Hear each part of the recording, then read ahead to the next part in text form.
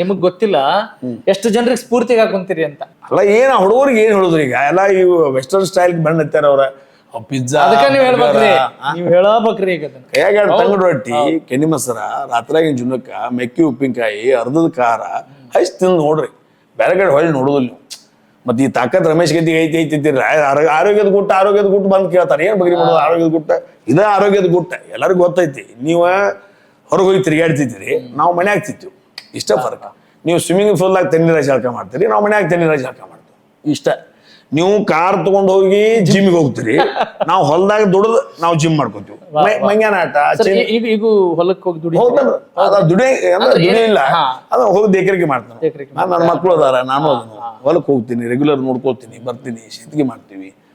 ಮತ್ತೆ ಆಗಿಂದ ಮಾಡಿ ಈಗ ನನ್ನ ಜೊತೆ ಕೆಲಸ ಮಾಡಿದವ್ರು ಒಬ್ರು ಪಂಕ್ಚರ್ ಅಂಗಡಿ, ಶಂಕರ್ ಗುಡಿಸಿ ಅಂತ ಒಂದ್ ಹೆಸರು.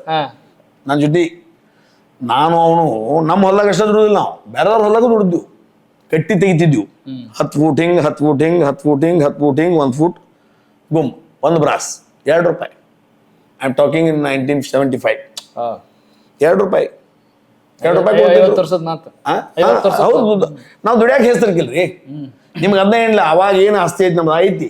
ಯಾಕಂದ್ರೆ ನಾವು ಒಂದು ಮುಟ್ಟಿಗೆ ಮಣ್ಣು ತಗೊಂಡಿಲ್ಲ.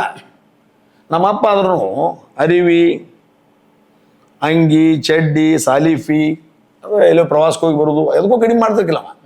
ಆದ್ರೆ ನಮಗೇನ್ರ ಖರ್ಚಿಗೆ ಬೇಕಂತ ನಮಗೆ ಅನಿಸಿದ್ರೆ ನಮ್ಮದ್ ನಾವು ದುಡ್ದು ತಗೊಂಡು ನಾವು ಅಂದ್ರೆ ಅವಾಗ ಬಹಳ ಅದ್ರ ಪಿಸ್ಟ್ ಅಂತ ಮಾಡ್ತಿದ್ವಿ ನಾವು. ಪಿಸ್ಟ್ ಅಂದ್ರೆ ಅವಲಕ್ಕಿ, ಶಿರಾ ಎರಡು ಮಾಡೋದು. ಅದಕ್ಕೆ ₹1 ಬಡ್ಡಿ ಹಾಕ್ತಿದ್ವಿ. ₹1 ಬಡ್ಡಿ ಹಾಕಿ ಶಿರಾ ಅವಲಕ್ಕಿ ಮಾಡಿ ಒಂದು 8-10 ಮಂದಿ ದೋಸ್ತರು ಇರ್ತಿದ್ವಿ. ಎಲ್ಲರೂ ಕೂಡ ಎಲ್ಲ ತಿಂತಿದ್ವಿ. ತಿಂದ ಆರಾಮ್ ಹಾಯಾಗಿದ್ದೀವಿ, ಎಂಜಾಯ್ ಮಾಡ್ತಿದ್ವಿ.